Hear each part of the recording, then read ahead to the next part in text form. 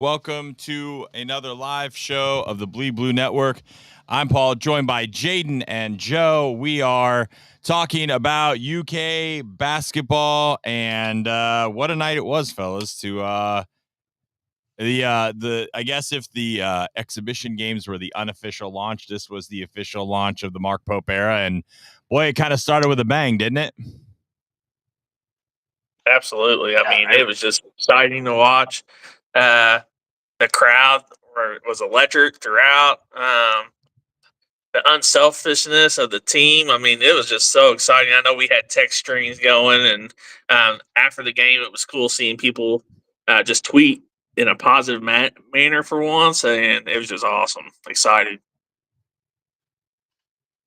Yeah, game was a lot of fun. I mean, absolutely exploded offensively. Um, I mean, some of the numbers and stuff that we're seeing are obviously not going to continue as the competition increases, but putting those up on anybody is impressive, especially for a team that's only been together for a couple months, really. So I was pretty impressed by game one. I thought they looked really good and really prepared and ready to go. Jaden, you went to both games. You went to the women's game and you went to the men's game. Give us kind of a little bit of your thoughts being at both opening games for Kentucky basketball as a whole. Yeah, so I think Kenny Brooks talked in the post-game press conference that this was the last game they scheduled for the women's team. They couldn't find anybody that would play them this early in the season. Nobody would do it, so the only thing they could do was play at the same day as the men, and they hated that, and they felt it was a little unfair to their players, but it was their only option. I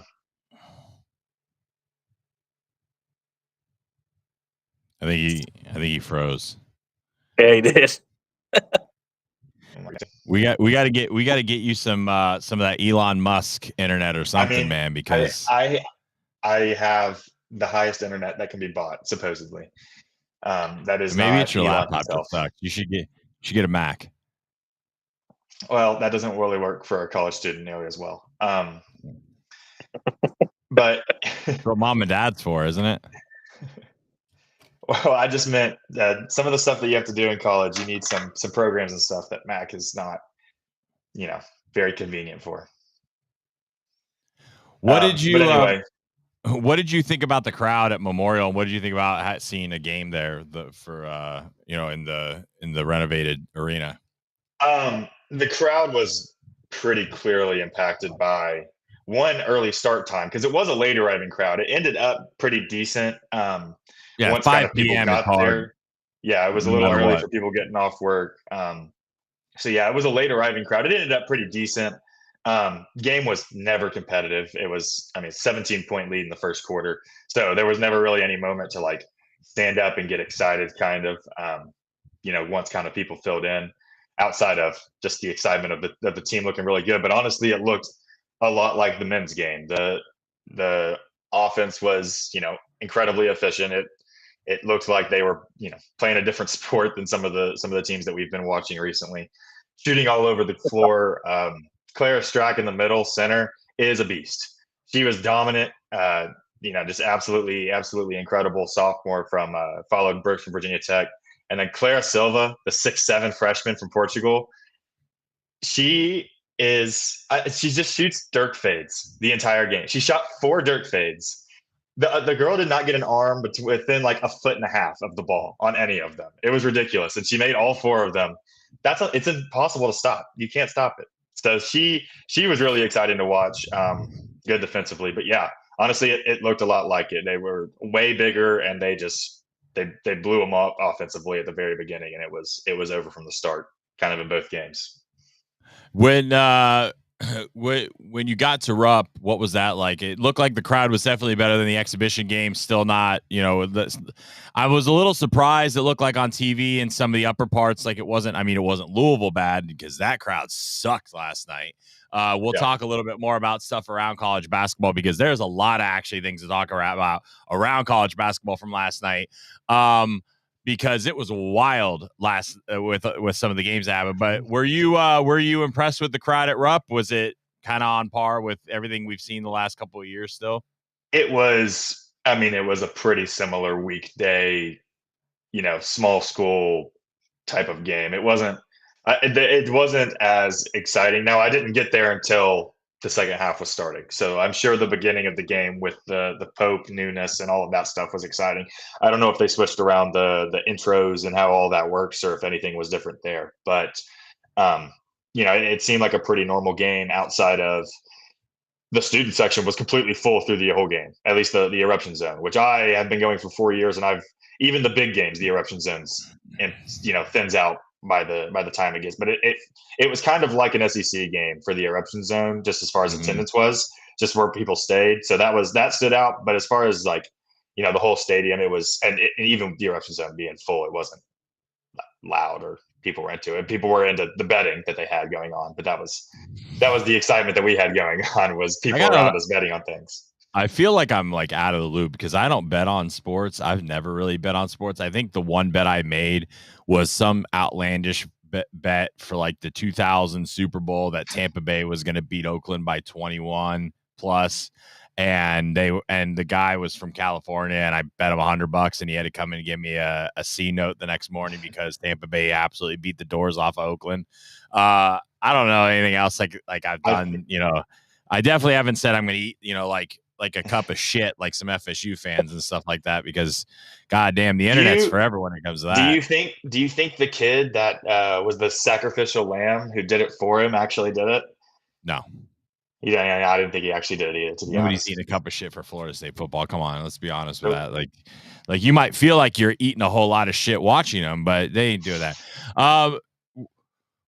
Last night, so I watched most of the game. It was kind of like, listen, when you have kids, sometimes it's kind of hard to focus, especially with everything going on. And I mean, there's a lot going on in the world right now and stuff, or in my world, sorry, not in the world. Well, I guess in the world too, but in my world, just with like kids and stuff and wife and her business. And anyway, and so I got to watch most of the game, but I didn't get to intently watch every single second, if that makes sense. But the thing that I think came out most impressed about last night was I was actually shocked at how dominant Amari Williams looked at times through the game yesterday. And I don't know if I didn't think you had it. Now here's you would never have seen a 6'11", 7-foot guy bringing the ball up the court in a Cal offense ever. And this man is not only bringing it up the court, he is pushing the ball up the court. And he had four, it says on the stat line, he had 4 turnovers. I would say at least 3 of those were guys it was just newness, right? Like there was one play where Kobe Brea literally, if he got and he's just anticipating he's going to make the cut, and he didn't. And he had a cut. Now he had one that was bad. I remember that was kind of just like, he tried to force something.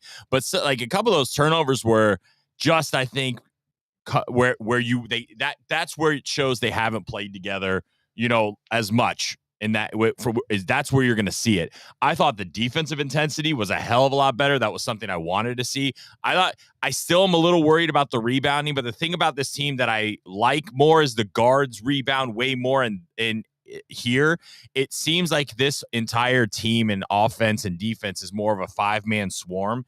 And you're a point guard, but if you get the ball and there's space, you're pushing it up the court. It doesn't matter who has it. What do you guys think? No, I agree. Amari Williams, and think about this. He only played like 19 minutes. So 19 minutes, he gets a double-double pretty easily. And like you said, a couple of those turnovers definitely wasn't his fault. I agree. I saw everybody kind of crashing the glass. Like I think Andrew Carr only had like 2 or 3 rebounds. Obviously you want to see him. And he's 5-6 as well from the field. So he's very efficient from the field. Oh, yeah, most definitely. I saw Jackson Robinson crashing the glass multiple times. So I think you're right with the guard. Rebounds angry. Yeah, he does, man. His defense is. I knew he was a good defender, but last night he showed me something I didn't realize.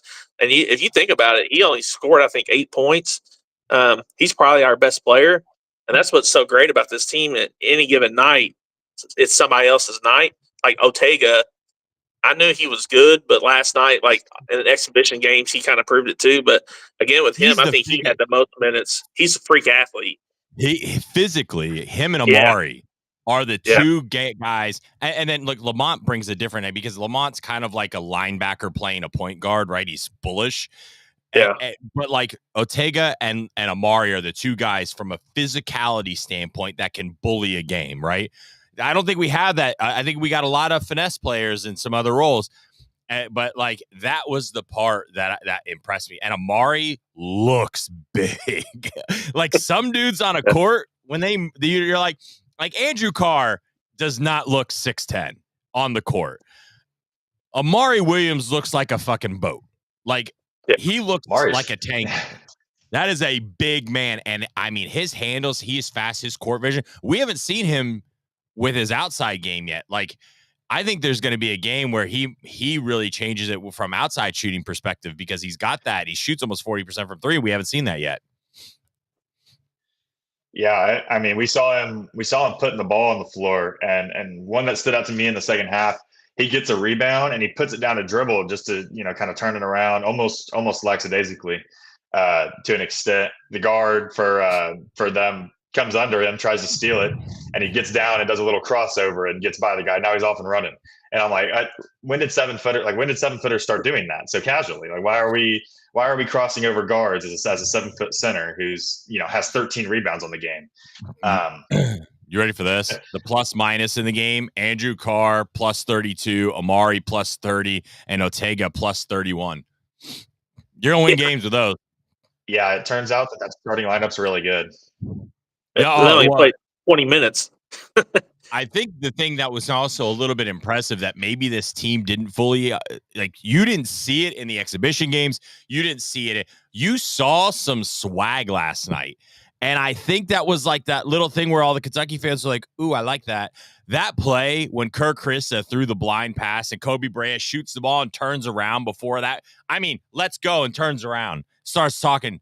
You're just like, God, I'm just sitting here like, if this some bitch does this in like a big, like, you imagine he does that against like Louisville or something like that, Rupp's going to lose their damn mind.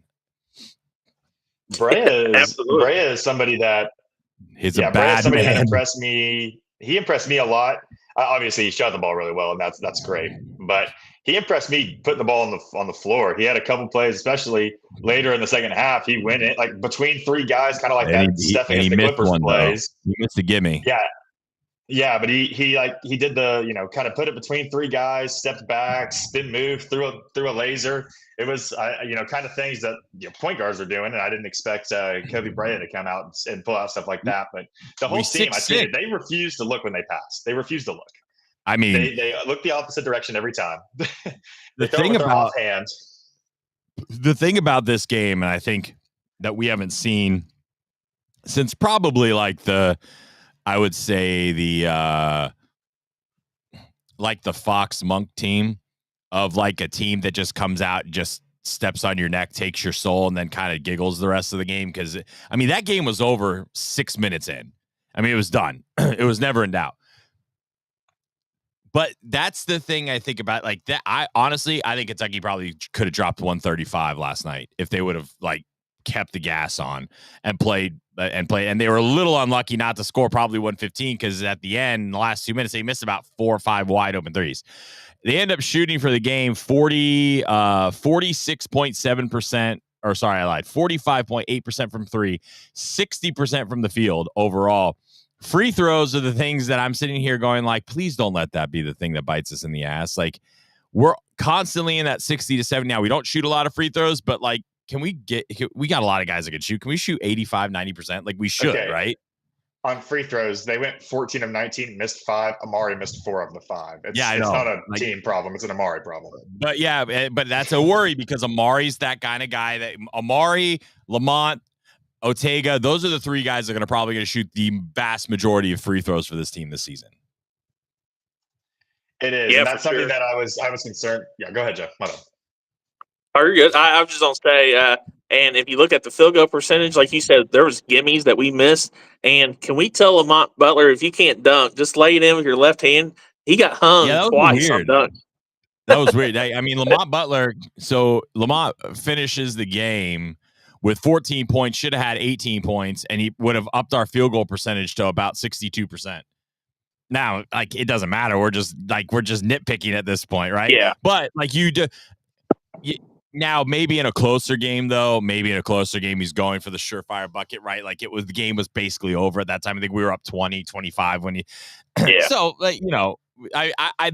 there's not a lot, I think, last night to nitpick on because you saw everything that I've talked about in looking at practice and the preseason and everything. You saw it go up a notch. Defensive intensity, rebound, even though it looks like from a rebounding perspective, like maybe we're weak, it is that like Lamont Butler is going to go get it. Kirk Reese is going to go, like everyone's attacking. It's not just like in the Cal offense, it was like the two bigs rebound and the guards get up the floor. In the Pope offense, it's everyone crash the boards and whoever gets it's kind of like rec ball in that aspect. You catch it and you go because everybody can handle the rock. Everybody pushes up. Now, I will tell you, Brandon Garrison doing that does scare me a little bit. But I will tell you, Amari Williams, you know who he looks like when he sees that? He looks a hell of a lot like Bam Adebayo in the NBA I've been thinking that for like 10 minutes now, and I've been waiting to say that he looks like Bam. And I'm really mad that you just took that from me because I've been waiting to say that for so long. I'm a Heat fan. That's annoying. It does. He looks like Bam. I do want to remind people, though, on the rebounding, because I saw that as one worry from a lot of fans. They shot like 27 threes, and when the misses are happening, they're a long miss. And so we are crashing. The ball's getting over us. And so a lot of those rebounds is more of they're getting second chance opportunities because of the 27 threes that they shot last night. They only hit 5 of them. So just keeping that in mind when you're looking at the rebounds. I think we out rebounded them though, didn't we? Yeah, we did, but I saw people online saying, "Hey, they're getting a lot of second chance opportunities because of offensive rebounds." Well, but it's the long. You're not gonna, you're not gonna face the team. They shot 24. Oh, sorry, that was us. They shot 27 threes. Yeah, we shot 24. So they are 5 of 27. We were 11 of 24. So you're not going to get that as much every game. Exactly. I also think one of the things that Pope was talking about more was the offensive rebounding, and so I think that people have kind of made that as rebounding as a whole that we didn't see as much last game. But Pope's really talked about the offensive rebounding not being very good, and again in the first half it wasn't. I think they only had 1 at halftime. But it seems like they made it a point of emphasis in the halftime speech because they came out and had 6 in the second half. And I know Garrison had at least 1. Chandler had a long offensive rebound, so that it seemed like they were sticking more on the offensive end and getting more of those long rebounds that they were missing that they weren't getting in the first half. Yeah. So let's switch gears a little bit and kind of look. We'll go back to this obviously, but let's switch gears and look around the league. Or not necessarily around league, around college basketball. Just talk a little bit. Kansas won 87-57, pretty easy. Alabama won 110-54. Houston wins 97-40 over Jackson State. Iowa State beats Mississippi Valley State 83-44. We'll talk about this one for a minute. And I think this one's probably one of the biggest shocks of the night was Gonzaga absolutely boat racing Baylor. Like boat racing Baylor. They won by 40 freaking points. If I'm looking at that, and I see the number 6 team beat the number 8 team by 38. I'm sitting there looking at that Gonzaga game going, man, I really hope we should. Like Gonzaga. Like Baylor is a pretty hot pick for people for the national title this year. They're athletic. They're big. Maybe they just had an opening game and they're not playing well. But my God, when you come out with a statement, that's a statement of intent. To me, just for that alone, next week Gonzaga should be ranked number 1. It's the most impressive win. Like if you beat a top 10 team by 40 in the first week, nobody else is playing a game like that, you should be ranked number 1. That's part of why I wish the rankings didn't come out until like 3 or 4 weeks in. I've always said that is because you're getting like Texas A&M. They lost. What was they ranked 13th? You know, we're going to get to all these games. Stop jumping ahead. Talk about the game. Sorry. We're on now. Let's get back to Gonzaga. I saw that. I didn't watch the game last night. I woke up, I saw VJ posterize Mark Few's son. But other than that, I thought that was insane. He almost jumped him over on that was crazy. But I saw that box score. I hope to see some highlights later on. But like you said, yeah, they're ranked number 1 in my book as well. Gonzaga had 5 players in double figures yesterday. They played 5, 6, 7, 8, 9, 10, 11, 12 guys, and 11 of the 12 scored. It's gonna Gonzaga. It's a good recipe right there. Baylor was pretty much just standing there and letting their guys go one-on-one. It looked like a bunch of dudes that had been put together up from the transfer portal for the first time. Nembhard didn't even play well. Gonzaga just absolutely smothered them. Think about that. Gonzaga won by 40, and Nembhard only scored 6. He had 11 assists, though. I mean, I get it, but he's got more than 6 points in him. Like, he's also been playing college football for as long as Nebuchadnezzar was on the throne and freaking, whatever. I just was starting to say, I was going to say something crazy, but never mind. I lost my train of thought. What about BJ? He only had 4 points. He was supposed to be the top 5 draft pick. BJ Edgecombe. Yeah, 4 points. Yeah. I mean, Norshad Omier, was about the best player on that. I mean, I actually think that if he would have stayed at Miami probably would be a top 25 team right now. I mean, he's a different. Miami. I mean, look, Miami, in fairness for them, lost a lot of players. I mean, Nigel Pack was hurt. Luka Poplar. I mean, they lost I think they lost 3 or 4 starters early in the year. And that didn't help their season whatsoever. I'm just picking at you. So kind of going down the list. And I'll say Edgecombe's problem is he was not a productive 3-point shooter, not super effective. And with the ISO stuff, they were kind of having him go one-on-one with 2 other dudes that aren't great shooters on the court. Mm-hmm. And we've been watching for 8 years. That doesn't really work anymore. So that's going to be a big problem for them. They're going to have to find more shooting in the front court because the 3 of them really can't play together. Edgecombe and the 2 bigs. Duke took care of Maine 96-62. Was a little bit closer in the first half. Cooper Flagg got 18 points. It was 0-4 from 3. I'm not sure that really means a whole lot. We can read into it, but we play him in a week. North Carolina beat Elon 90-76. Arizona wins 93-64 over Canisius. Tennessee wins 80-64 over Gardner Webb. Texas A&M goes on the road to UCF. Texas A&M's ranked 13th in the nation. What was the SEC preseason? Was A&M picked to finish 2 or 3? 3's behind Alabama and Auburn. That's what I saw. I'm telling you right now, whoever's watched us play basketball in the first little bit and picked us to finish 8th is probably wishing that they had a redo. A&M was picked to finish 5th. Sorry. Alabama, Auburn, Tennessee, Arkansas, A&M, Florida, Texas, Kentucky. And 2 of those picks look really stupid already. And Jaden, we lost Jaden because of the internet. I'm sure Jaden will be back in a minute.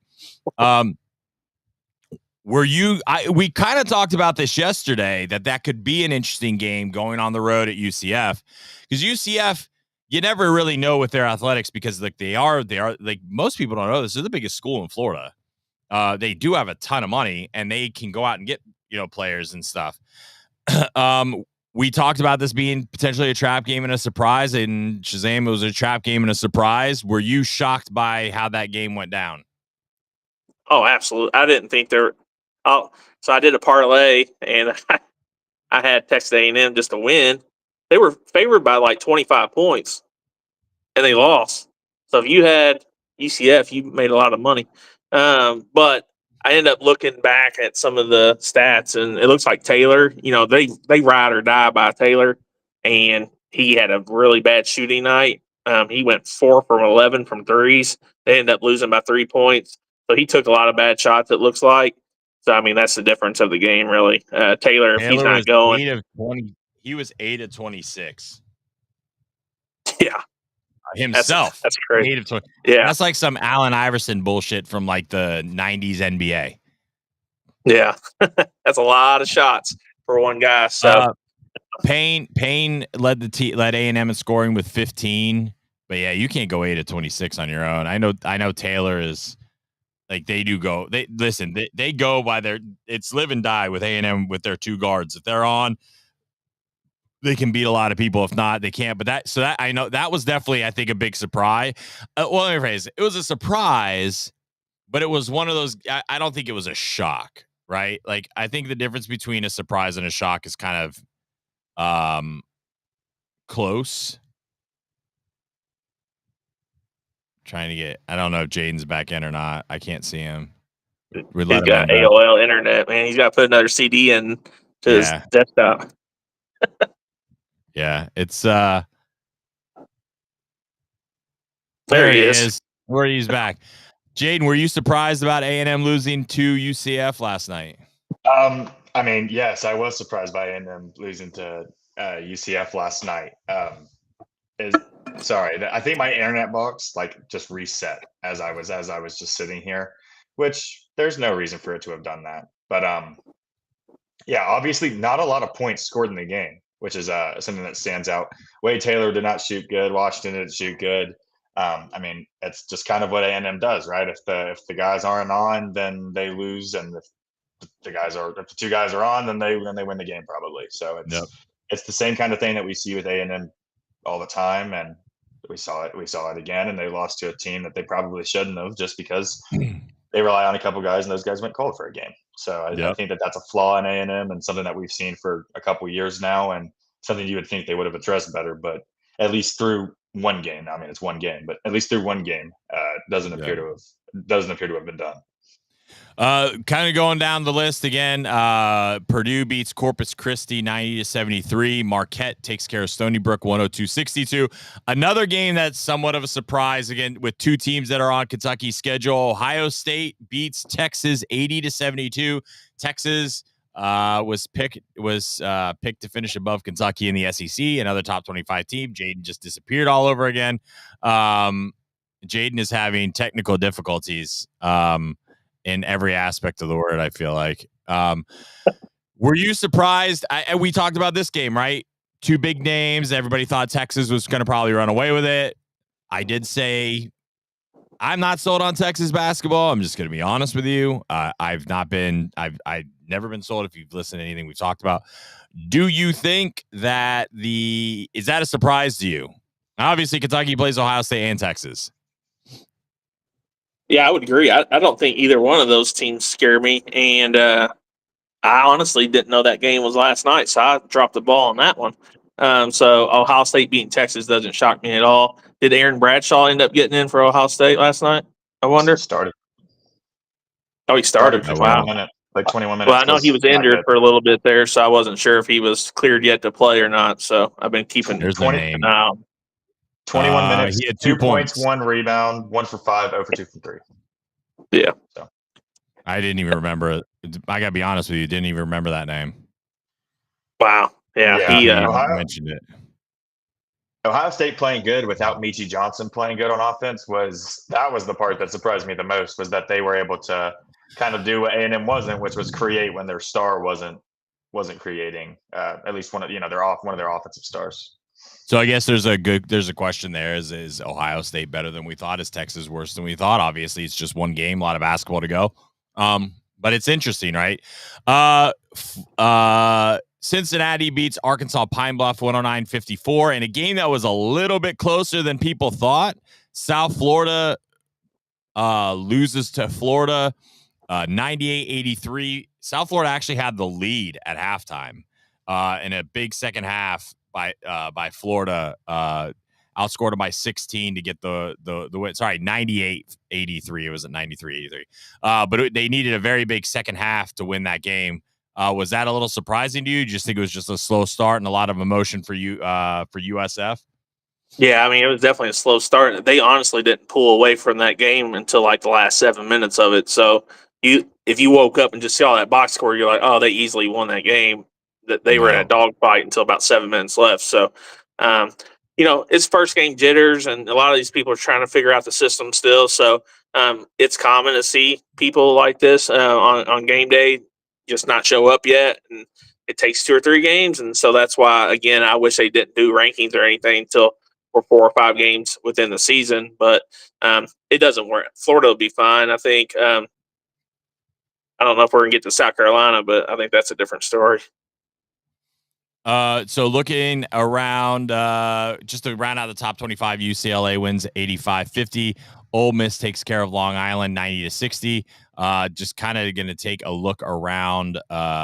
Memphis beat Missouri was kind of a SEC. Yeah, pulling up the rest of the SEC now. Missouri was up for a long time in that game, and then Memphis, or they were at least up late, and Memphis kind of came back and won it at the end. So yeah, I didn't catch it live, but. Well, Memphis played at home, so at least that's something. I listen. I mean, were we thinking that Missouri was going to be good at basketball this year? Because I wasn't. No, I was honestly more shocked that they were winning late in the game, and then when I had kind of seen what happened, I was less shocked. But it was at least notable that Missouri held in it for a while. And doesn't Memphis have somebody that's like suspended for the year or not playing or something? Didn't they cheat for somebody again this year? I don't remember. I don't know. North Florida goes into Columbia and beats South Carolina 74-71. I mean, that's not a very good start for South Carolina, even though I don't think a lot of people thought that they were going to be very good this year. Obviously, people didn't think they were going to be good last year. They ended up being decent. But that's a bad loss to start the season. Bad loss. Not only that, they let Meechie Johnson walk out and go back home to Ohio State. They had so much NIL they could have worked with him on, and he was their best player, so they literally just let him walk, and now they're seeing the effects of it.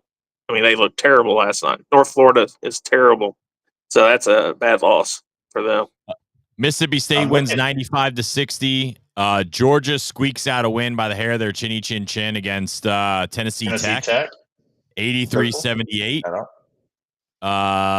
Although Georgia's picked to finish, kind of low, bottom third in the SEC. Vanderbilt takes care of Maryland. East Shore. There's so many teams I didn't even know existed. 102-63. And Oklahoma beats Lindenwood 93-60. I think it is a little shocking because in the first game, obviously in basketball, it's different because in football, you can get some big matchups week one. You don't usually see some upsets and some teams like that losing week one. Is this like an omen for college basketball is going to be psycho this season? Do you think it's just an outlier first game jitters because of NIL and a lot of guys moving? What do you guys think? Well, I think normally when you're setting up a schedule, you want your first or second game to kind of be buy games where you're buying wins. And we're seeing now with NIL, a lot of teams, the parity is basically a lot more condensed. And so a lot of the teams that normally didn't have a chance, they can go buy a player here and there and really build up a roster. And so I think the parity is just different now. And so you are going to continue to see this until we get some type of revenue sharing in the NCAA where it makes it fair across the board. You're going to continue to see upsets like this. Even that's not going to be fair because it's going to be percentage of revenue. Kentucky's going to be basically top. Kentucky's going to go to a top dog from that perspective. There's a salary cap on it though. No, it's based off revenue. There's a cap though. It's 23 million or 22 million. Yeah, but Kentucky's in the top. Like, if you have to still have it, right? Like, yeah, you have Kentucky's to have 22 million, but there is a cap. I think that might be across your whole athletic department is 23 million. The issue with that though is teams like Bucknell or Charlotte or whoever else is, lower teams that do these upsets. They're not going to have 22 million to play with. They're going to have like $1 million, and so that's where the parity disappears because of they won't have the 22 million to play with. Yeah. But I mean, there's never a fair way to make Bucknell competitive. No, it's gonna be very interesting. I think from that perspective. All right, so real quick, just on like some football news, or not necessarily football news. I don't know what it is about Paul Feinbaum coming out and saying all these things about like he comes out the other day and says, John Summerall is going to be like the top, is the top thing if Stoops, and this is like the second or third time he's talking about Stoops leaving. Listen, I don't know if he's just trying to sound smart, if he knows something that other people don't. Whether you guys want to believe it or not, I'm pretty connected when it comes to the football. I am telling you from inside and outside. I asked the question and I said, is Stoops going to leave? And it was told flat out no. Like, actually, it says no shot. It got walked back a little under like specific circumstances, none of which is if we go 1-3 the rest of the season. There's literally nothing there. Now, I believe, because things are in human nature, and especially in college athletics, because you see that, I don't ever believe in exclamation points and think that they things can always change. 4 weeks of this, and it could be like, your whole mindset. But as of today, two things. Number one, I do not believe John Summerall is the number one person. I have names. I'm not going to mention them because it's just probably not right to do so right now with most of these guys either in jobs and stuff like that. Our job's also not open. Yeah, our job's not open. Even if it was, I don't think it would be him. And number two, Mark Stoops, as of this moment, there's no plan to go anywhere. Like, things are well in motion in 2025. What they're wanting to do, players are talking about. They can land a top 15, potentially a top, maybe a fringe top 10 class this season. There's a lot of guys they're still in on. They've got a lot of talent coming in. I think if there's anything you're thinking about, I'd say offensive coordinator. I'd say would be a potential that you might lose. I mean, I'd say there's an outside chance Brad White might go for a head coaching job somewhere, maybe at like a good power group of 5 school, or potentially a power 4 school. I mean, I don't know, but that would be something that I would keep an eye on. I mean, we're 124th in the nation in offense. I don't know how Hamden survives with that. I just don't. I don't think so. I mean, I think that's a bad look. I think if that happens, I think Stoops has to go out and get an offensive coordinator that could potentially take his job. I think that's what he has to do. And it's not a good look, but you got to do it. You got to go get someone that's so well known in that arena, because I think that's where the fans will at least say, well, there's no way that Mark's going to bully him around, or right. And it needs to be a modern philosophy, and he needs to just say, I'm not going to touch this whatsoever. I'm bringing in a guy to score a lot of fucking points, and we're going to keep teams from scoring a lot of fucking points, and we're going to see what happens next year. Go do that. I have not heard anything on Barryon Brown. I've not heard anything on Trayvon Ripka, and I've not heard anything on Brock Vandagriff. I have asked. Obviously, we all know what's going on with Brock. That's a matter of, right. It's always a serious thing when it comes to head injuries. And we want to, you don't ever want to rush a kid back in that situation, because we're dealing with life, and that from that perspective. Barryon went to the hospital. You saw Barryon then on the sideline again. I think they may have been worried about a punctured lung. The fact that he was on the sidelines again makes me think that it probably isn't as bad. Some of the reporting is that it's not as serious as they thought. That's at least what I've seen. I don't know. That's not my reporting. That's stuff. Listen, you could have a bruise. You could have bruised ribs, and you're not going to play the rest of the game because you just can't. You can't breathe. It hurts to breathe. It hurts to move. You get hit. Yeah, I mean, he could have a minor rib fracture, and he's on the sidelines. He's not going to do anything about it, right? You can't do anything. So there's a lot of things that he could still have been hurt to not play. And then Trayvon Ripka, we never saw come back. I've not seen what's going on with him. Obviously this is huge for Kentucky to have 2 weeks off. I wish it would have been before Tennessee, but anyway, it's not. So I just wanted to give that little bit of a football kind of a piece there. Look, I think everybody's in the same boat of what they're wanting. I think we're wanting change. I think change can come without the head coach potentially changing. I think there can be philosophical changes. I think there can be things and players that I know Kentucky's in on some big people. Like, again, I'm not going to say names, but they're 4- and 5-star kids. I know that they're in on them. And guys that are going to go in the transfer portal, like guys that can come here next year, and Kentucky can compete next year, right? So I would take some of that with a grain of salt. I think you're probably going to see a couple guys maybe move on. That might be the smart thing, because after a year like this and you don't perform, I think it's probably good to bring in different players and some different perspectives. I think you're probably going to see, especially on the offensive side, I think you'll see more turnover than on the defensive side.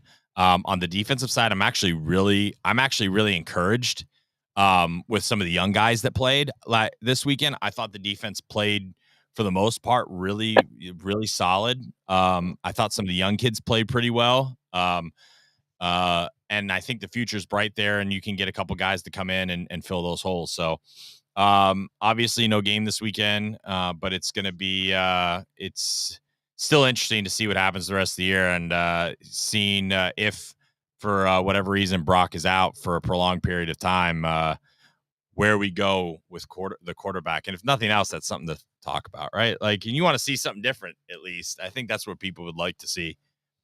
So two things from the comments you just made. One, on November 5th, 2023, was Stoops and A&M a thing? Like, when we say things can change, is like, A&M can change things kind of thing. Like, I don't know. I mean, look, I think there's just a big part of the fact that he doesn't want to go anywhere, right? Yeah, I mean, that you got to put that in. I think November 5th last year, he would have also said that. Well, I think last year there was some rumblings of the fans that were getting a little bit, and then obviously we beat Louisville. South Carolina hadn't happened yet, though. That was when things got bad. Yeah, look, I'm not. All I'm telling you is what, and I think in sports, too many people want to say, "Ha, look what you said, you were wrong."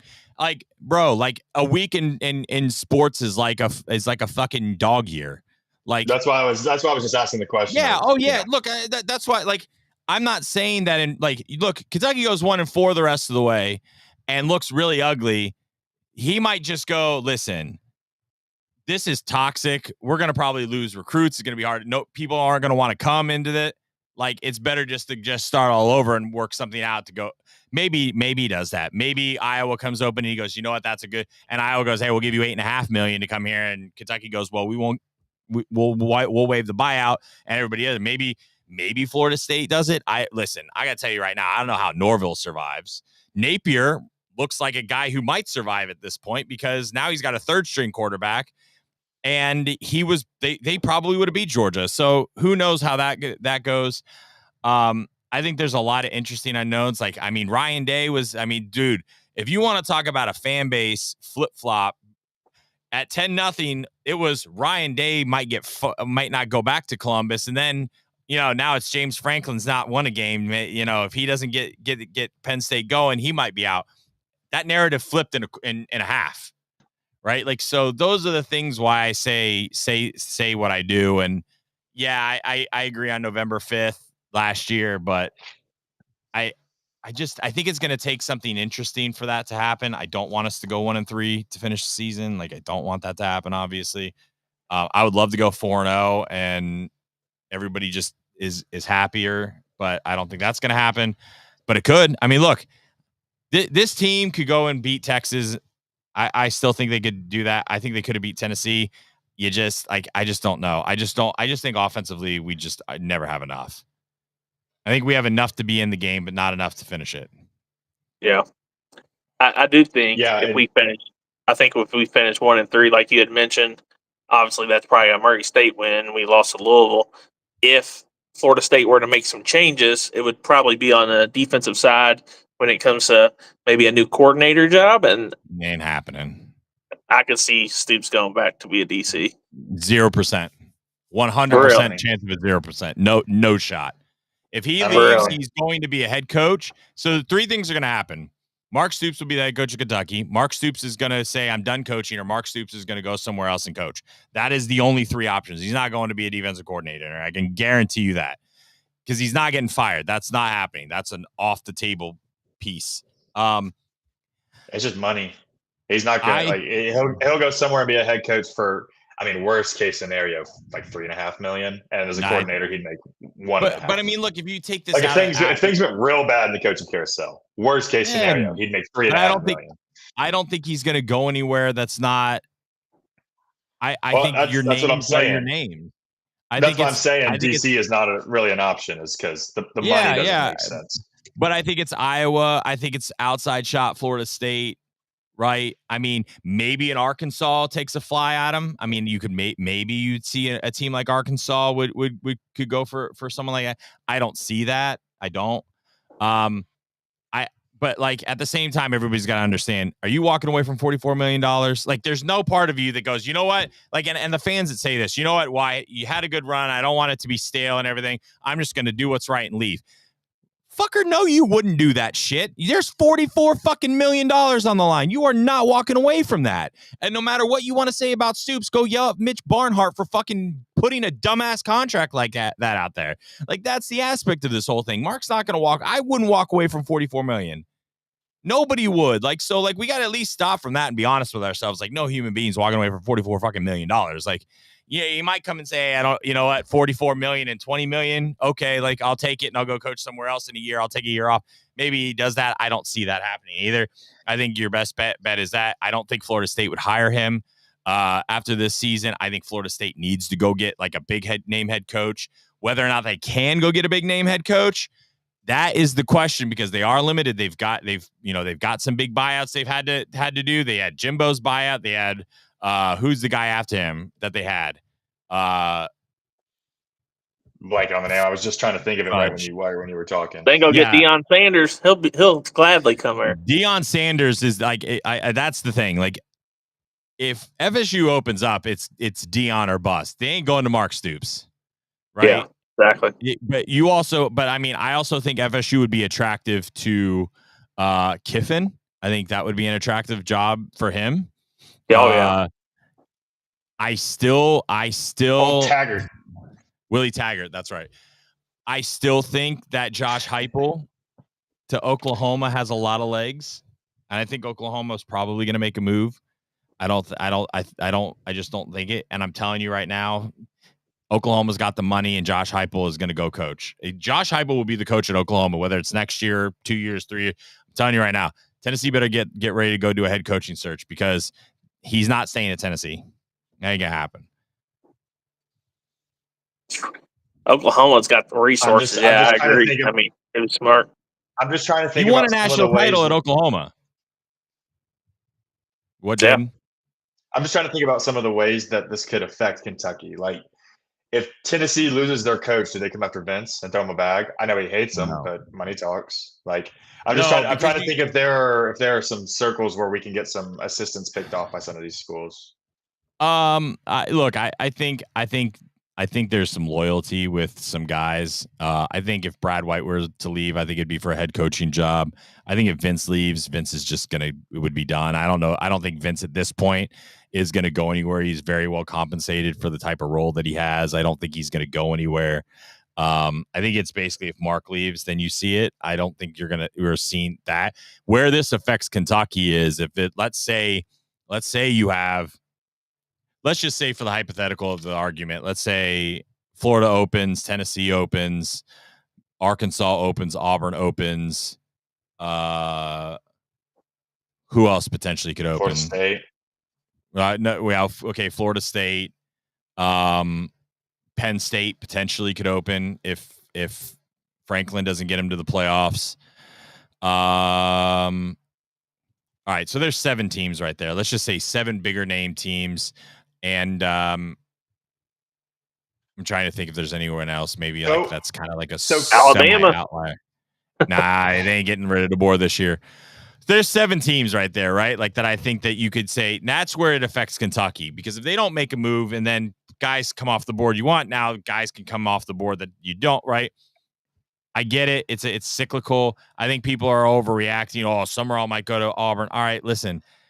Cool, he might go to Auburn. Tell me a group of 4 coach who's gone to the SEC or the Power 4 now from the group of 4 that's been very successful in recent years.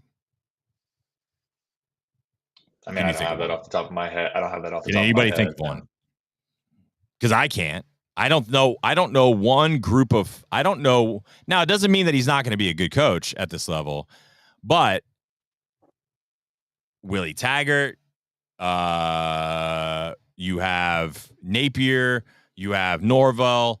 There's a long list of guys that have gone from the group of 5 to the Power 4 that were big guys that they wanted, that hot names. The only one you write off is the guy from the guy at Indiana. He's having a hell of a year. Now, whether that's sustained or not, whether that's a one-off, whether it's the fact they really haven't played a ton of people, like they haven't really played a top 15 school yet. I mean, if they go into Ohio State and lose by 30, you're kind of like frauds, right? We don't know. We don't know that. So if he's basically the only one that I can think of, even in the last 4 or 5 years, that's had marginal success taking the jump from group of 5 to the Power 4. Yeah. I'm just trying to look it up and see. It looks like Hugh Freeze, when he went to Ole Miss the first time, went one year at Arkansas. Ago. Yeah, 1 year at Arkansas State, and then went to Ole Miss. That was the Land Sharks. Remember, that was back way back when. I know. I'm looking through. Ole Miss is like the second team that I found. That's what I'm saying. Like, I was just trying to play. That's the part of this. You're seeing high-end coordinators from title contending teams that are under the tutelage of coaches that are highly successful, going to other schools, and that's where you're seeing the success rate. Or you're seeing guys from like a Vanderbilt, an Arkansas, those types of places going from that. I guess Heupel is one that you could go, because Heupel was at UCF. Who? Drinkwitz at Missouri. Yeah, but are they successful? I mean, they're ranked better than we are. I mean, sure, but they've also played nobody. I mean, like, I'd rather be them than us. I mean, sure, I'd rather have not played 6 top 15 teams either. But here's the question: is Missouri much better than us with that schedule? They've played a whole lot better than us. On paper, they're not that much. I'd take our roster over theirs. I mean, I don't know about all that, but Missouri's not, like, if you look at Missouri and you put them against us, like, they beat Vandy in overtime at home. All right. So they barely beat one team we lost to. Do you think they beat Georgia? No. Do they beat Ole Miss? I don't think so. I think they lose that game. Do they beat Florida? Probably not. Do they beat Tennessee? Doubt it. I don't know a game. If you line up the schedule, maybe they beat Auburn, or they beat Auburn and they beat Vandy. They beat Auburn and Vandy, right? And barely. Yeah. So if you look at that and then the rest of the schedule, they're mildly better than us. It's not like, and like they were talking about playoffs and all that, and even last year they weren't that good. So I won't know. I don't want to say Drinkwitz, because they had the easiest path to the playoffs, and they're not going this year. Like it was a layup, and they botched it. Like they're already done. Yeah, I mean, they still, like last year they would have been in the playoffs, like playing essentially the same schedule as us. So I think that's still something to consider. I would call him a success. He's better than Missouri had been before. Yeah, but their margins were also close, right? Like they basically pulled a 2018 Kentucky, and they just got all the bounces. Like even 2018 Kentucky, we had a really good defense. Our offense was not good, and we squeaked by and got 10 wins. And they squeak by and win those games, and they get Ohio State team with 18 players that opt out, and they barely win the game. Now listen, they still won the game, but that's where, like, to me, schedule comes into play. And I know coaches will say, "Oh, you play the teams that are in front of you." Yeah, okay. Well, you know what? I'd love to play some of the teams that are in front of other teams' schedule. Let's put it that way. Our schedule is hard. Yeah, you also lost the 3 trash games, though. How much longer do you think we play Louisville in football?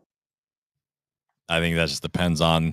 I mean, I would keep playing them. I mean, honestly, like, at least I know I'm gonna get my players' best effort in that game, and I'm not gonna go play, a Bowling Green State when Bowling Green gets a shit ton of transfers in, and they have some up and coming fiery head coach, and they come in on a 12 o'clock in September, and when you're barely awake and don't really want to play, and come in and just bite you in the ass. It happens all the time. I would rather keep them. Brom's not done anything that scares me. I mean, okay, maybe they beat us this year, but I mean, they're not good. You can talk about beating Clemson. I mean, I don't think Clemson's that good. I don't think Clemson was the 11th best team in the country. I think if you put Clemson if you put Louisville or Clemson in our schedule, they're maybe one game better than us. Both of them, maybe. I don't think Louisville is. I think Louisville probably would have the exact same record as us. Yeah. That's curious. I would keep playing them. I mean, I think I would, but you never know. 9 SEC games is. Well, what do you think they do? Fucking brutal. Who, Louisville? Like UK administration, like the athletic department. I think they'll probably, if it goes to a 9-game SEC schedule, they'll probably try and play them every other year or something like that. Or maybe you go a neutral site game every 2 or 3 I was wondering years. if you try to make it neutral every other year. Maybe. Like I mean, maybe you go playing like Cincinnati, kind of make it fun. Kentucky did that. Who'd we play? Did we didn't play? Huh? They played. Was it Cincinnati? No, I'm thinking of a different stat. They played at Paul Brown Didn't they used to play Stadium. Indiana neutral? Didn't they used to play Indiana neutral every now and then? No. They used to play Indiana home and home every year. I don't know where. I remember we played at Paul Brown Stadium, but that would be kind of a fun game, right? Go play it in Cincinnati, and you go play there and play a neutral site Kentucky game. That could be kind of fun, right? I think if you did that every other year, that would be kind of more fun to do. But who knows? I'm trying to find your Cincinnati Kentucky game. Do you think now that Pope is here that we start to play Indiana in basketball again? Yeah, we've already signed it, so we kind of have to. Don't we already Are you excited about that? Are you excited about that? Absolutely. I mean, see, for me, like Indiana's not the same to me because outside, like Watford happened, but outside of that, like the Indiana rivalry is not a super, angry thing. Do you think in our lifetime we will see a home and home with Duke? No. Why do you think that is? They make too much money from these neutral games. Boy, it'd be fun though, wouldn't it? But we played everybody else. North Carolina, UCLA. I mean, we've played literally everybody else like a home and home like that. Kansas. It's not like it doesn't happen. So why don't we play Duke? Like Duke is the because only we stopped doing them when we started playing all the neutral games. Like, haven't we played UConn in a home and home in the last 25 years? I feel like we have. Maybe we haven't, but like UConn, why don't we do that? Like that would be fun. Like go to Connecticut, let them come here. We did it with Gonzaga. Why the fuck don't we do it with like I would? Those are like fun games. Yeah, it's a money grab though. That's the issue. They know they can sell out Madison Square Garden, Atlanta. All right, well, Chicago, North Carolina. They'll do it with North Carolina. Yeah, UConn 1 year, Duke plays home and home. The next year you can play Duke in Madison Square Garden. UConn's a home and home. Like there's plenty of games that you can do that with. Like it's not like it has to be Duke at Madison Square Garden and things like this, right? Like you can play these games that they're going to sell out. You play Kansas. I mean, literally Kansas, Duke, Baylor, Gonzaga, UConn, North Carolina. You probably could throw Baylor in the mix of that. Indiana, Louisville. You play anywhere. You're gonna sell it out. So I mean, there's 15 teams Kentucky could match up with, and it would be a big game. I just don't know why we don't do it because I feel like college basketball deserves Duke and Rupp and Kentucky and Cameron Indoor. I agree. I wouldn't do it every year if we could do it every other. The issue is the SEC is so dominant now. I mean, hell, we got 11 to 12 teams that's going to be in the tournament. So you already got that on the schedule. And now you're trying to – you got Louisville. They're going to be ranked. We already play that championship classic thing. So Michigan State – going to be ranked in basketball? Yeah. They're already ranked higher than us, I thought. In basketball? They're not ranked in the top 25. Not yet, no. They're right outside of it. But I would say with the SEC being so strong, it's hard to schedule. I mean, we're playing Gonzaga this year. We saw how they played last night. We got the Champions Classic where we rotate 3 teams every year. So we're Duke, playing a lot of big names. Duke, Ohio State, Clemson, Michigan State, Kansas. Yeah, no, I get it. Look, obviously we're not talking about maybe like right now, but it's something that I would love to see that in the lifetime. I mean, I'd love to see it. I feel like that would probably be, I think right now in the current state, I think Duke, because of the name, and UConn. I actually think UConn would be a bigger draw, would be a bigger game in Rupp right now than Duke. How you think Kentucky would get in to Duke? I know we get in everywhere, but Duke, it's hard to get a ticket there. You think UK gets in? That'd be interesting to see. Your Duke and North Carolina home and home games are gonna become from the ACC challenge. We just happened to play Duke in our non-conference things, and they just decided not to give us. Did Clemson get decided before the CBS Classic? Did they give us a chance to play North Carolina in the CBS Classic? Or was that after? I don't think so. I'm trying to figure out why we're not playing North Carolina. Or maybe does North Carolina play on the road? No, they're trying in the SEC ACC challenge to get teams that are non-traditional matchups. Like they're trying to spread it out because people honestly do, like outside of North Carolina, Kentucky. I mean, there's a little bit more interest of seeing Kentucky go to Clemson, right? How much, like, Kentucky fans probably wouldn't mind going down to Miami, right? Like, especially in January, those types of things. Like, we haven't played Wake Forest. We haven't played NC State. Like, it's fun to see those games too, because it's a game and a team that you don't ever see, except if you maybe play them in a tournament. And I think that's what the ACC SEC Challenge is trying to do, where they're trying to create maybe a tournament type matchup in the regular season. I wouldn't be surprised next year if we end up playing like Georgia Tech or NC State. So do we like that? Syracuse. That'd be nice. Do what? Syracuse, yeah. That'd be awesome.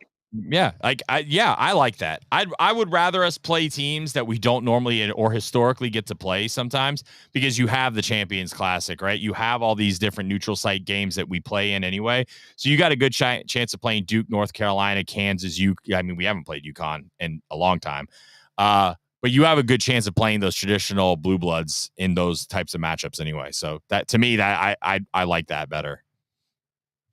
I feel like best case scenario is just get out of all these neutral site contracts. Like if Duke, get those to expire, and then if you get Duke at a neutral site, right? Or let's just say you get Duke in the ACC SEC matchup, right? And you get it on the road, or vice versa. Someone's bitching about it, so I get it. That now next year I think we host, right? Like it's home away, home away, home. Of a home and home. No, but you're not getting that in the ACC SEC Challenge, because if that was the case, they would play Miami. Now that would kind of be fun. Now that's what they should have done, is what I'm saying. That's not. I think. Listen, I don't disagree in that. Like during the season, like you play a home, like you play Miami comes here, you go to Miami. That would be way more fun, I think, too, because like think about it, right? Like let's say not last year's Miami team, but it was the year before, and let's say they came up here and lost. That game with that Miami team that went to the Final Four down in Coral Gables, that would have been a fun game to watch, probably, because they ended up being really good. Last year, not so much. Kentucky probably would have boat raced in both games, but still would have been fun because you're going to an arena you don't play in very often, right? You're going to a city. I actually think that's a really good idea, Jaden. Like play the home and home in the ACC SEC Challenge.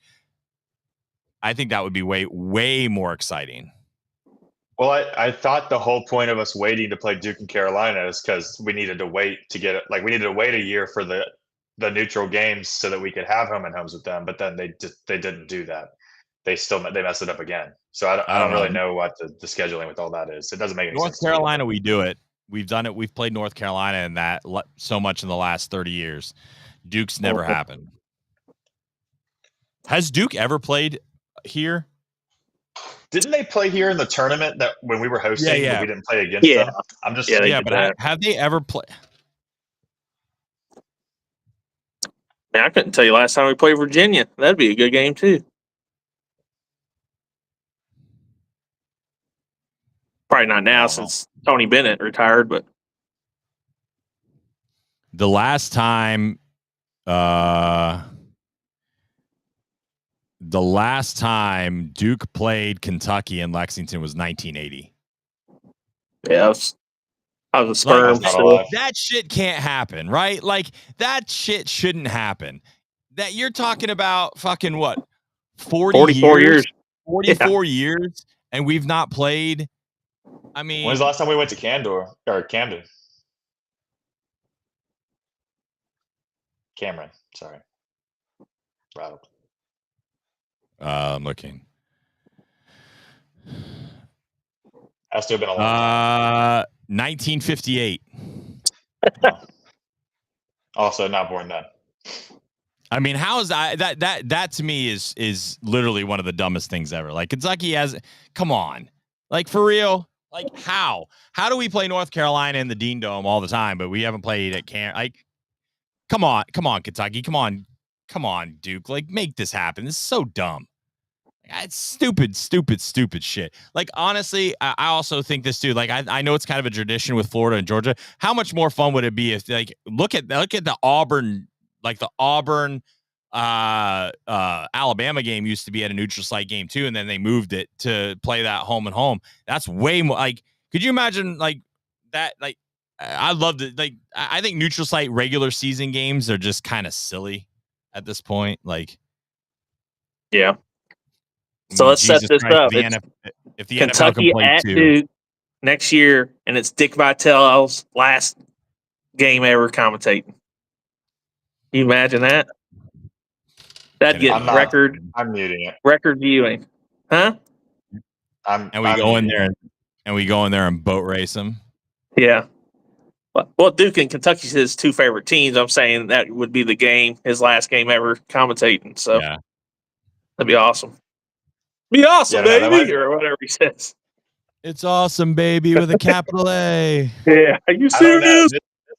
This might get me crushed. I obviously he's doing great things with his recovery and stuff. Last couple of years of Dick Vitale, not pleasant to listen to. He's just past his time. He doesn't remember the PTPers, man. Like he doesn't remember that shit. When I was a kid, he was the voice of the game. When I was a kid, like back then it was, but the last couple of years, but he was the voice of the game when I was a kid, and I'm twice your age.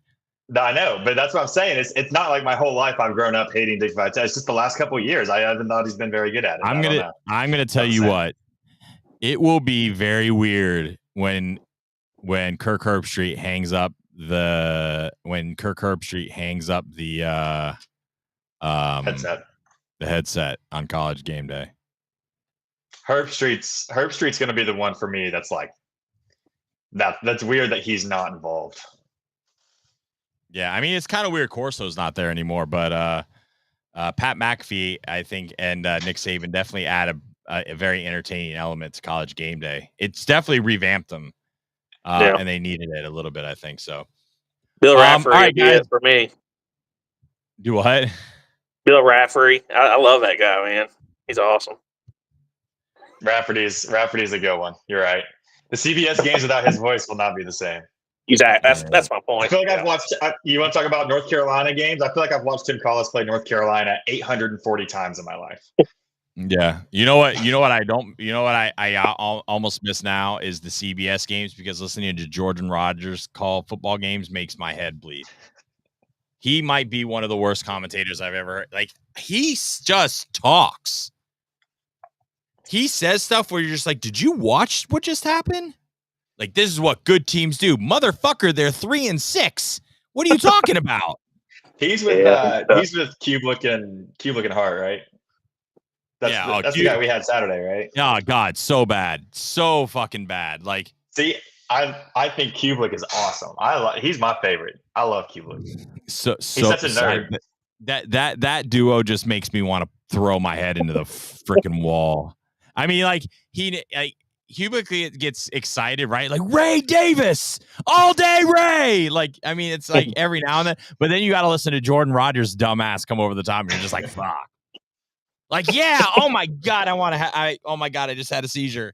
It's so bad. I don't think we got to worry about it for Murray State. I think we got to go through it one more fucking time, though, against Texas. We got one more time. We got to listen to Jordan Rogers. Please Absolutely. put that game at noon. Put What, the game Texas? at noon. Yes, please. No, put it at noon. Texas is already a night game, brother. Is it already a night game? Oh yeah. Tennessee. So this is the last early game. Texas and the earliest game Louisville can be is 3:30. Same thing with Texas. Okay, so Texas could still be 3:30. Give it to me at 3:30, please. I don't want to wait all day to get blown out again. I'm tired of it. We're gonna do the watch party again. We're gonna do the watch along with Duke. We had 1,500 people on, so we're gonna see if we can do that again. We're gonna do the watch along with Texas. And then we go into Louisville and we just talk a lot of shit because it's Louisville and hopefully something happens. Then it's all basketball, which is it's kind of depressing. I'm not gonna lie. Like, I do love basketball. I just really wanted football to be better. Yeah, I was really looking forward to this season. I look forward to football season so much, and I actually. This football season has been really disappointing for me in like a lot of ways because the weather's been so warm. Like, we haven't had a cold game yet. Like, I barely have had to put long sleeves on to go tailgating. Like, where is that game where it's like, oh yeah, it's 7:30. It's going to be 42 degrees. You're going to see the breath. Everyone's going to be wild. It's going to be and see, it's not been like, look, the fans have been good. Like, they've showed up for every game. Yeah. Anyway, I have guys. A whole wardrobe of hoodies that I haven't gotten to pull out yet. Same, man. Like, it's 80 degrees today. It's fucking November 5th. I have no clue what's going on in the world. It's crazy. It's really hot outside. Yeah, it is. All right, guys. Appreciate everyone listening. I'll throw this on the